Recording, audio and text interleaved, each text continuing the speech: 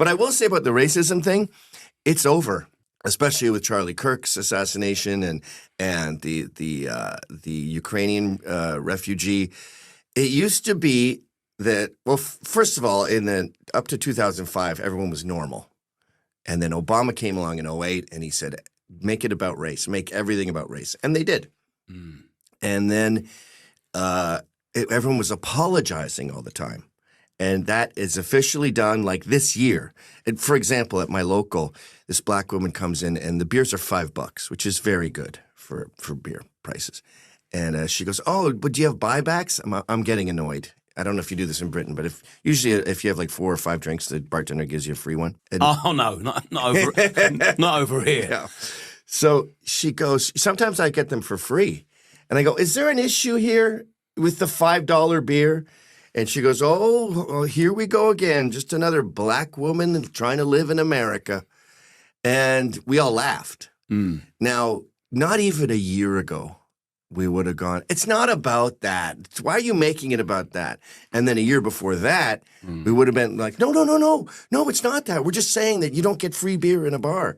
So we're back to the pre-Obama America, where someone says something that silly and we just laugh our heads off. Like, it was so bad for a while that it's okay to be white stickers would be on, if you put them around town, the news would say, hate propaganda spread all over town. Now it's okay to be white again. It's nice to see that people have dropped that caveat before they start to say what they really feel. I'm not racist, but just don't even say that anymore. It's done. You know you're not racist. That's all that matters. Yeah. And you can tell a leftist you're not racist till you're blue in the face. Exactly. They're not going to take your word for it. They'll shoot you in the neck. Yeah, I don't know where to go next.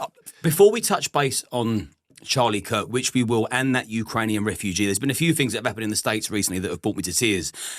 But well, can I add one thing? Sorry to interrupt. Go for it.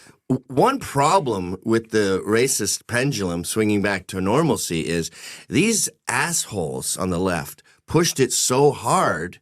Like, we're Gen X, so we just laugh when she says a black woman living in America, blah, blah, blah. We just laugh it off.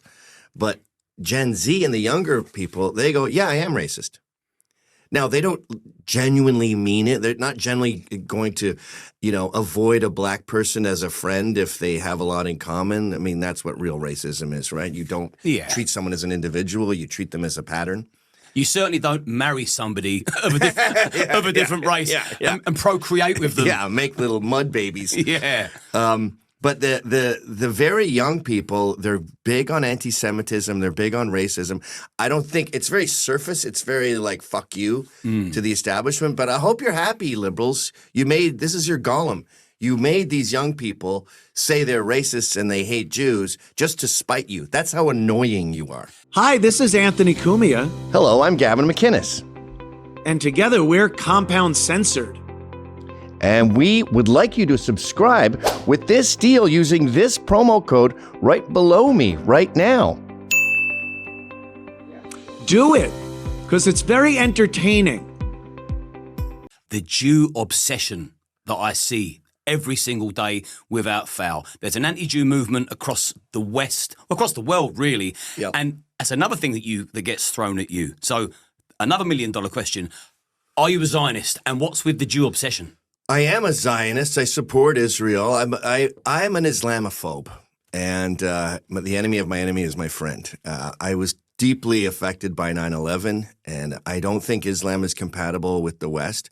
No one ever asked me that in an interview, by the way, like about Islam. I have controversial views about that religion. I think Hindus assimilate beautifully. I think Jamaicans assimilate beautifully. I think a lot of the British colonies do great in the West, but Islam, they put religion above family, above everything else, above life. Like dying is a good thing. And I just don't think that's compatible. Also, the cousin thing, the cousin marriage thing. We outlawed cousin marriage a long time ago and built the greatest civilization on earth. And now we're importing people who didn't outlaw cousin marriage. And there's two different universes. That's incompatible. But, I think a lot of these anti-Semites now, they don't get the incredible nuance that is in Judaism, within Jews. Like Orthodox and Hasidic Jews hate secular Jews.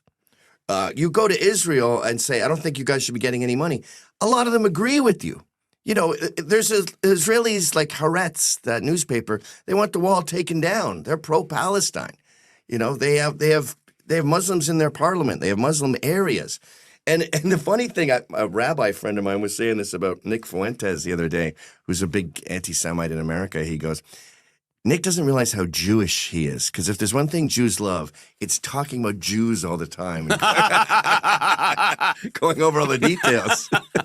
But I honestly believe it's a real crutch. Like, we get mad at black people for saying, I can't be a lawyer because of racism. Whites have prevented all these opportunities. If it rains on my birthday, it's the whites. And then whites do that with Jews, where they're responsible for everything. They control everything. You know, you get this myopic thing. You see, for example, there's 4 families that run California. Pelosi's, the Newsoms, the somethings and the somethings. I forgot. They're not Jewish. And if you have this myopic obsession with the Jews, then you just sort of like forget that. And you remember, you have selective memory. And you remember when the bad guy you found out was Jewish. Yeah, the only thing that I can say about the Jewish community that I can criticise, because I've spoke to loads of Jews. I've interviewed plenty of Jews. They all seem very nice and all the Yiddos seem nice, and family orientated and business savvy. It's the chewing off of the foreskin of babies from the rabbis that I have. Okay. I mean, you can't ignore that. I mean, is that still a thing? That is incredibly rare. It is gross and weird. They're called a mul, I think, and they put their mouth over the penis after circumcision so the blood, I don't know, doesn't go everywhere. But if you even like Orthodox Jews with yarmulkes, you won't find one who's met a mul or has seen it happen.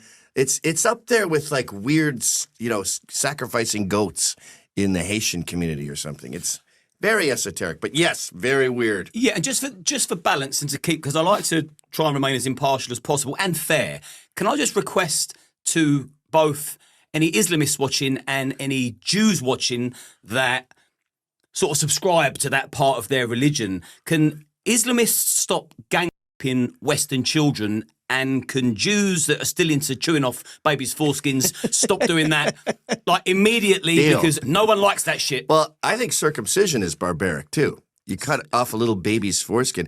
And anyone who doubts thinks I'm wrong. Do you have foreskin? Yes. Yeah, in America, no one does. I've got 5. I collect them. They don't age well, though. I put them in my display case, and they look good the first day. Yeah, I'll collect 4 them. months later, they get all dry and flaky. But if anyone who thinks circumcision is okay for men, go look up a circumcision tray with the head strap and the wrist straps and the ankle straps. It's barbaric. I can't believe it's still done. And every time I meet someone, I go, you circumcise your baby? And they go, yeah. I go, why? It looks better. For what? The penis photo shoot you guys are doing together? I want it to look like mine. Okay, well, I guess you're not going to be father-son penis models anytime soon. Sorry. Yeah, then you've got the whole hygiene argument. It's like, well, just wash more regularly. Yeah, that may have been a thing, 50, 100 years ago. Yeah. Everyone has a shower once a day here. And worst case scenario, if you feel like you're going to get a Hummer, just say you got to go pee and just give it a lather. Yeah, we've got shower gel and soap nowadays. You know what I thought I invented to promote fellatio? Wet wipes that taste like honey. So you wet wipe your dick right before a blowjob, and she's like, "Oh, I'm going to come back for more." But someone said it to me. It's been invented. The logo is like hot cinnamon buns, and they're flavorless. They're for women, but guys could use them obviously. So the idea of sweet tasting wet wipes has been done. Unfortunately, everything's been invented. Well, on the subject of fellatio, assuming that it's the woman. All right, take it out. Yeah. Yeah, I hope you're not dehydrated. Are you a misogynist? That's a good question. No.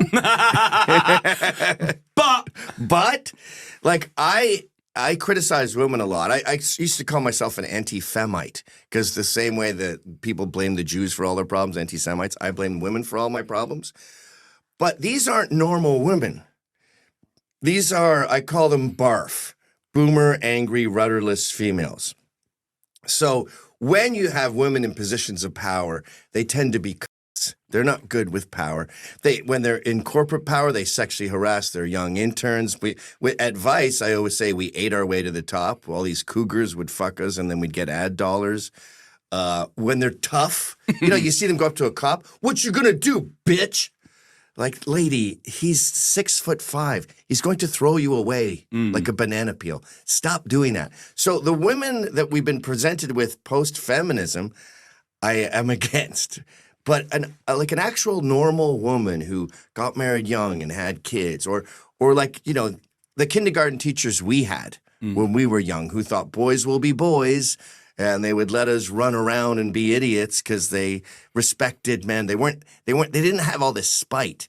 But the post-feminist powerful woman, I think, is ruining the West more than black crime, Jewish control, Islamic immigration.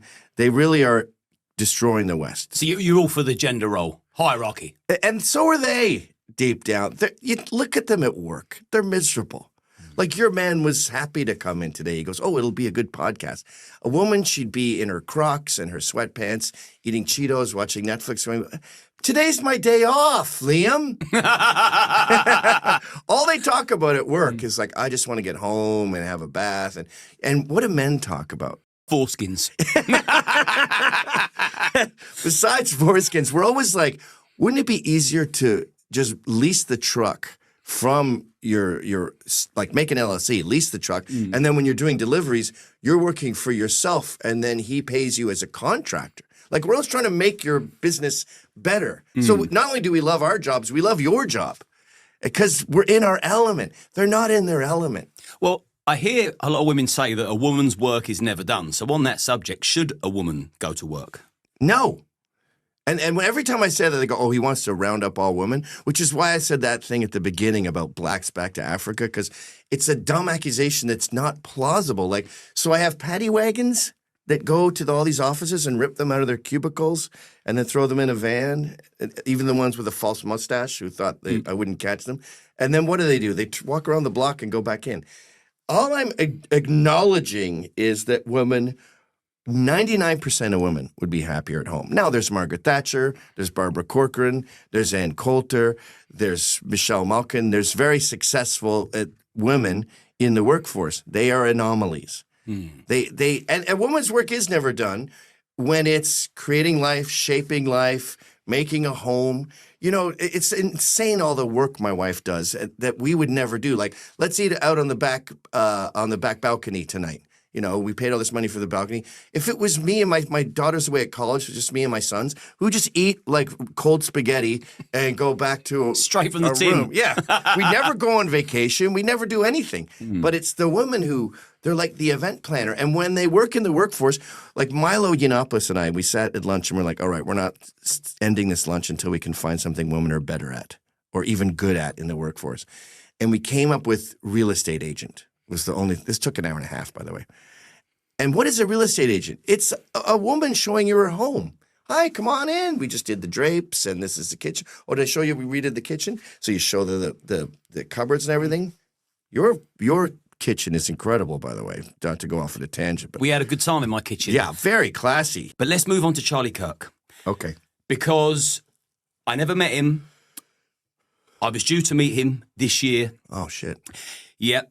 And his assassination reduced me to tears, and I'd never met him, so I can only imagine how that went through the hearts of Americans and people that knew him and his family and his young children.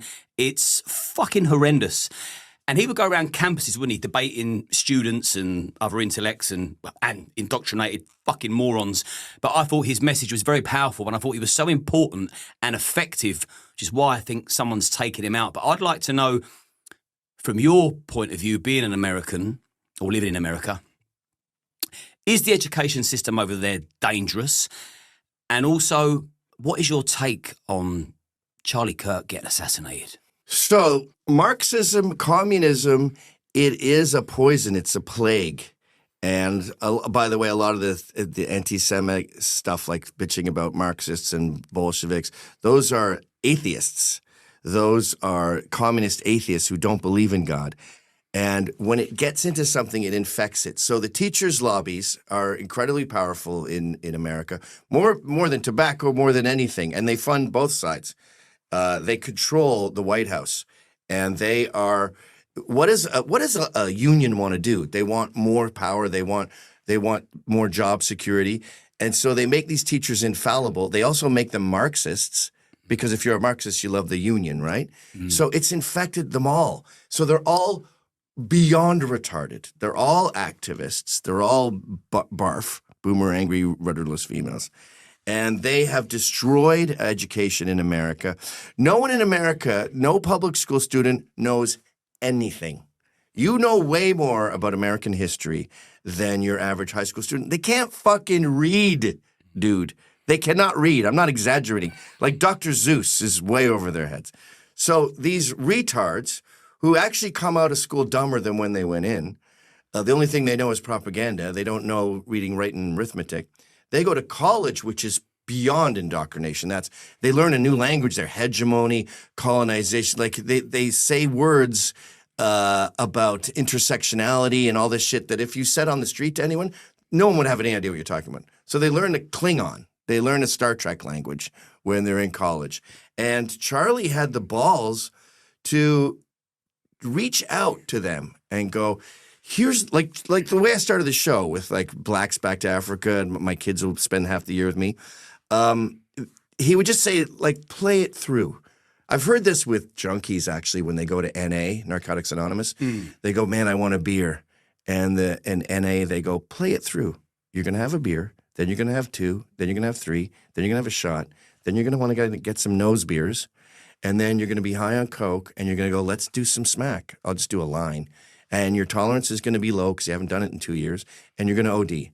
So one Budweiser is going to kill you. Play it through. And that's what Charlie would do. He would sit back calmly, put his mic down. And that's where the position he got shot in.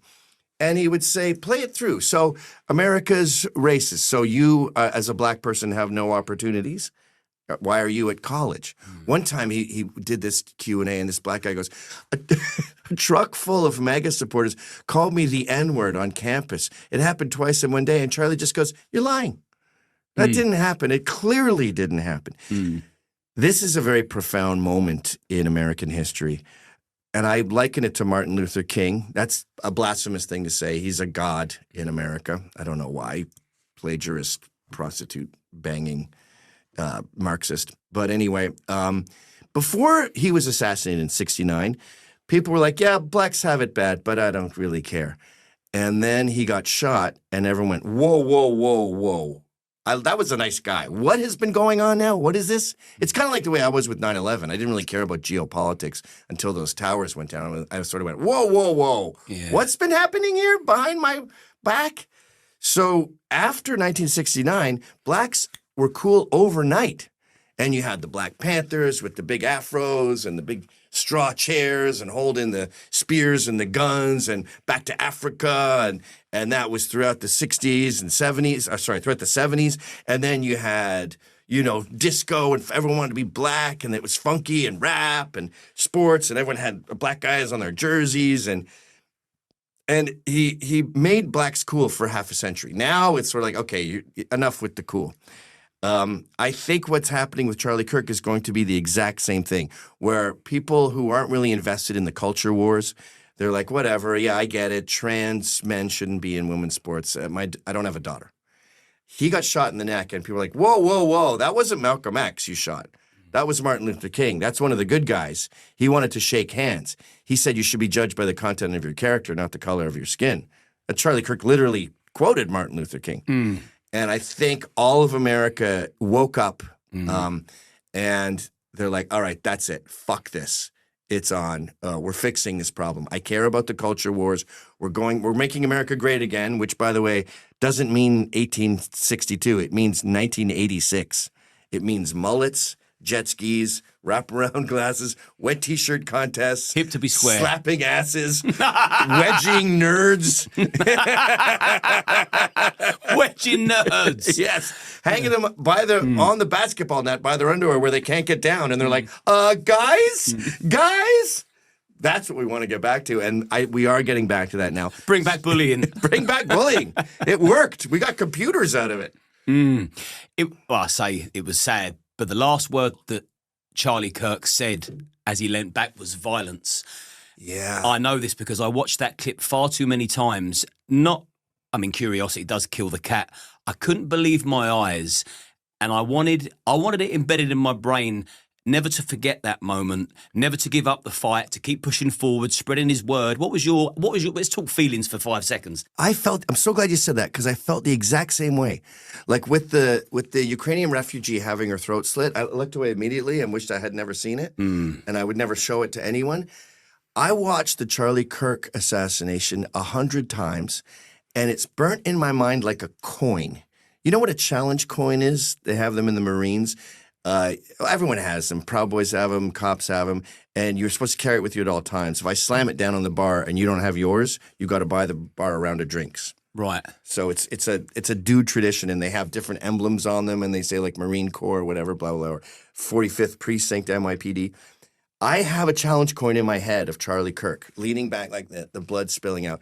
And I want it to stay burned in there because it's different. And I don't know why this is, but it's different than the refugee. With the refugee, it's consequential, as consequential. And it's about, black crime and leftist fatigue. But it's deeply sad. With Charlie, it's obviously deeply sad, but it's also a call to arms, like this is war. Politeness is over. This is our moment. This is our catalyst for World War I. This is Franz Ferdinand. This is Pearl Harbor. Like you just kicked it off, boy. Yeah, if that doesn't make you stand up, what will? Because it's not JFK, it's not Trump, it's not a president, it's an activist. The only activist that reached out, I don't reach out, fuck you. If you're a leftist and you want to be friends, I laugh and shove you into a ditch. And Charlie didn't like that about my group, about where we are on the political spectrum. He would never have me on his show, and I totally get that. But his thing was, I'm not Gavin. I'm not a Proud Boy. I'm not that world. I want to be friends with them. And I was like, okay, have fun. And you killed a fucking moderate? That's why I keep using MLK analogies, because he reached out and he never insulted any of them. No. He never got petty like the way we do. Like Alex Stein does his character Charlie Kirk, and he does the same thing. And he totally degrades these students and mocks them. He's relentless. It's fucking hilarious. But Alex has no intention of helping these kids. Charlie, he changed minds, and that's the biggest threat. There's no bigger threat to the radical left than someone who is influential, especially with young people. I mean, who would kill Charlie Kirk? Them, the left, an activist, a Marxist. I'll tell you who would kill Charlie Kirk. Go on Twitter right now, and you will see people gloating, laughing, saying, "You're next," saying, "I feel sorry for the bullet." Bringing up, and this is DAs, this is school coaches, this isn't just purple-haired freaks. These are establishment leftists, people that teach our kids, and they're gloating about this death. That's who killed him. Yeah, that's about as insane rhetoric as I've ever seen. And I've gone on X today and I've had to switch off. And as much as I want to make them famous by retweeting and quoting how much of a scumbag they are, I just haven't got the heart to have it on my thread. I just want pictures of Charlie Kirk on my thread. Remember this man. I want them all fired. I want to fucking meet them in an alleyway. Oh, yeah. Like, that's what I mean about this assassination. Politeness is over. There's no more, well, here, like, you killed our nicest guy. He's a liberal, for fuck's sakes. He's not even a conservative. He has the same politics, and I'm using present tense because his ideas live on. He has the same politics as Obama did in 2007. Obama, Clinton, they were against gay marriage. They wanted strong borders. They said the content of your character, not the color of your skin. They weren't into identity politics. They never would have tolerated men in women's sports. That's sexist. Men are dominating women. And he just stuck to those normal liberal values and they killed him for it because he's not radical enough. That just shows you how fucking radical they are. Yeah, deeply, deeply upsetting. So rest in peace, Charlie Kirk. And also the Ukrainian refugee, let's just say her name. I know that before we spoke, we was trying to make sure we got the pronunciation right, but it's important that we remember her name over the guy that done that. He's going to be dead soon by what I've read. Ideally. I think he's getting the death sentence. Is that Really? right? I'm pretty sure Trump said the only punishment for him is the death penalty. Yeah, but our justice system is torpid. So could that change? It'll be a 10-year process, and he'll get pardoned because the Kardashians will fight for his rights. Nothing's going to happen in a year the way we want it to. That's the way it works in America. And that's why she's an important catalyst, too, because black crime is totally out of control, and it is a black problem, and it's time that black people acknowledge this. The same way I think the only way to deal with radical Islam is if these moderates call them out. We need black people saying this is an issue here. And they're not. They're gloating, too. And I think with both Charlie and the refugee, how do we say her name? Is it Irina Zaryutska? Irina Zaryutska. If we've got that wrong, apologies. It's obviously an unfamiliar name, but we want her name to be remembered. Yes. The same way he was a catalyst, she's a catalyst because she shows us that we have a real racial problem in America, but it's not the one we thought we had. We have deep-seated animosity for white people in America, and it's from these Marxists brainwashing our children, and it's on all sides. White people hate white people. Black people hate white people. I think most of the anti-Semitism you're seeing is anti-whiteism. And they say as much. They say Israel's on stolen land. Australia's on stolen land. There was a Palestinian conference recently in New York where they talked about how we have to not just abolish Israel from the river to the sea. We need to abolish America. So they don't care about Russia and Ukraine because that's white-on-white crime. But they see Israel and Palestine as white on brown, and you always root for the brown underdog. And that's defined American politics for far too long, and I think it's finally over. Like, the way they looked at her when her throat was slit, it was like you were watching two dogs fucking or something. It was, like, mildly amusing. At one point, some black kid comes up and just films her. And they both died the exact same way, too. The jugular vein giving out all your blood. And you've only got a couple pints of that. As soon as you see that, as soon as I saw that first spurt from Charlie, I was like, he's obviously dead. Oh, I knew. He would be dead in a hospital if he was shot in a hospital. There was no doubt in my mind. When people were hopeful, I was realistic, and there's just no way a man's coming back from that. No. No way. Femoral arteries, jugulars, you're toast. The Ukrainian conflict. What's your take on that whole conflict? I don't care. I'm a Western chauvinist. I only care about the West. Now, I care in that this conflict might lead to Western issues, but, Putin got 2 areas that he likes in Ukraine. I'm told the Ukrainians speak Russian there and they like it. Okay. It's the same way about Israel and Palestine. Same way I feel about America. We fought the Indians for 320 years. We eventually won. Sorry. But who's the good guy and who's the bad guy? Putin or Zelensky? I don't like either of them. It's like, what was his name? Henry Kissinger was asked in the Iran-Iraq war. They go, who do you think should win? And Kissinger goes, can't they both lose? Is there any way we can fucking rig that? I don't want to get involved. Like, we sent $200 billion over there. Why did we do that? We shouldn't be involved. We're not the world's police. And we shouldn't be funding wars, period. No, never. No. Not Israel, not Ukraine. And it's funny how people that are right of centre get accused of being all sorts of things when I think we're the ones that want peace the most. And you know what? If we're going to do this, let's not be half-assed. Okay, so we are the world police? All right, I want Greenland. I want all those resources. They're owned by the Danes. I think their entire army is smaller than the NYPD. So we're taking that.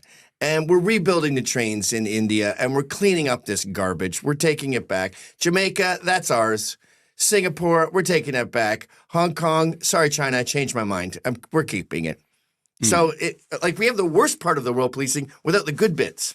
So if you enjoyed that clip, then subscribe to Compound Censored using this promo code.